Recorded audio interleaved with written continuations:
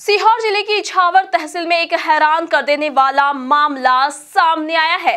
दरअसल इछावर जिले में एक घर में शादी का माहौल था, लेकिन कुछ ही पल बाद शादी का माहौल गम के माहौल में बदल गया। दरअसल इछावर में रहने वाले संदीप बकोरिया ने एक भोपाल में रहने वाली लड़की से अवैध संबंध बनाए, लेकिन शादी दूसरी जगह कर ली। इस बात का पता चलते ही उस लड़की ने पुलिस में कंप्लेन कर दी और पुलिस ने संदीप को शादी के मौके के दौरान ही गिरफ्तार कर लिया। और इस दौरान संदीप की मां इस बात को बर्दाश्त नहीं कर पाई और संदीप की मां की हार्ट अटैक से मौत हो गई। वहीं जेल से जब संदीप मां को मुखाग्नि देने आए तो उन्होंने इस दौरान बताया कि वो लड़की जो इस बात की कंप्लेन की है पुलिस में, मेरी कंप्लेन की है, वो पहले से ही 2 बच्चों की मां थी और लगातार मुझे ब्लैकमेल कर रही थी और मेरे पूरे परिवार को जेल में डालने की धमकी भी दे रही थी। उसके सरासर सारे आरोप गलत बताए गए हैं। 4 साल पहले मेरे मामा के लड़के से उस लड़की ने मेरा नंबर लिया, मुझे मैसेज किया, मैंने रिप्लाई किया, उससे बात की, उससे जान पहचान हुई, उससे पता चला कौन है कौन नहीं है। उस समय तेरी उम्र क्या थी? उस समय मेरी उम्र मात्र 17 साल थी। मैं आज 21 साल का हूँ, मैं नाबालिग था उस समय। तो धीरे धीरे वो बात करने लगी और उसने मुझे इनडायरेक्टली प्रपोज कर दिया। मेरे को उसके बारे में सब कुछ पता नहीं था, तो मैंने भी एक्सेप्ट कर लिया।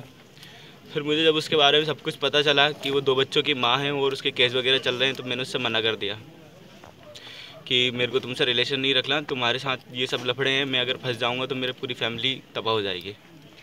तो रोने गाने लग गई, बोलने लगी छोड़ के मत जाओ, मैं पहले ही बहुत परेशान हूँ, ये वो। मैंने कहा ठीक है। फिर एक दिन मिलने का टाइम फिक्स हुआ।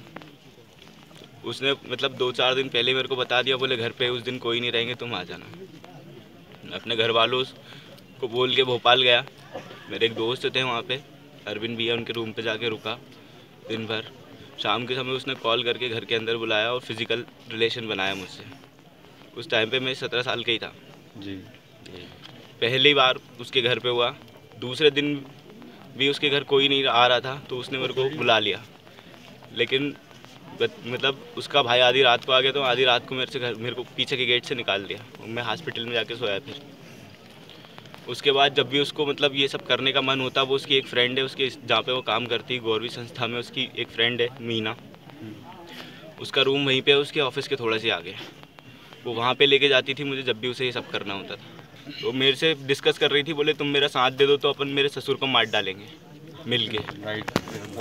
और वो मेरे साथ है ना इतना मिसबिहेव करती थी। मैं अगर उससे मिलने नहीं जाता ना, तो वो सीधा इछावर आ जाती थी।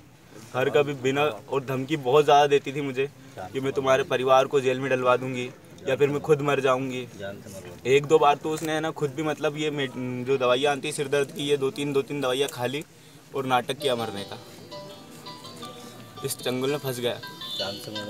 मैं 376 का केस लगा दूंगी तुम पे, तुम्हारा पूरा परिवार जाएगा, तुम्हारे जीजा जी जाएंगे और सब लोग जाएंगे।